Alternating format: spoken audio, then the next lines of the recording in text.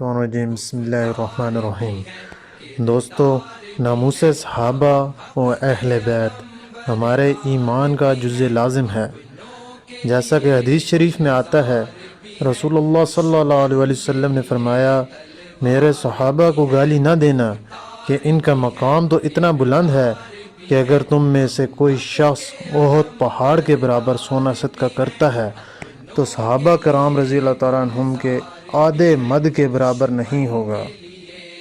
مظفر آباد آزاد کشمیر قانون ساز اسمبلی میں بروز پیر 29 جون 2020 میں ہونے والے اجلاس میں سابق وزیر اعظم آزاد کشمیر سردار عتیق احمد خان کی جانب سے ایک قرارداد پیش کی گئی، جس کا متن یہ تھا: اکثر مشاہدے میں آیا ہے کہ چند زندیق اور شرپسند فرقہ واریت کو ہوا دینے والے عناصر صحابہ کرام رضی اللہ تعالیٰ عنہم اجمعین کی شان میں گستاخی کرتے ہیں۔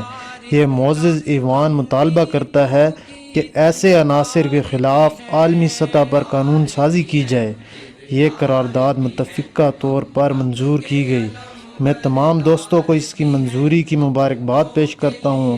انشاءاللہ وہ وقت دور نہیں جب پورے ملک میں اس طرح کی قانون سازی کی جائے گی اور ان شرپسند عناصر کو قابو میں کیا جائے گا۔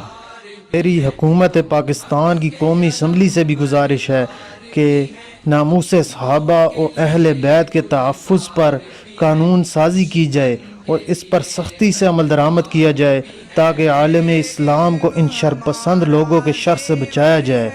ویڈیو کو زیادہ سے زیادہ شیئر کریں تاکہ ہماری یہ آواز ملکی ایوانوں میں پہنچ سکے۔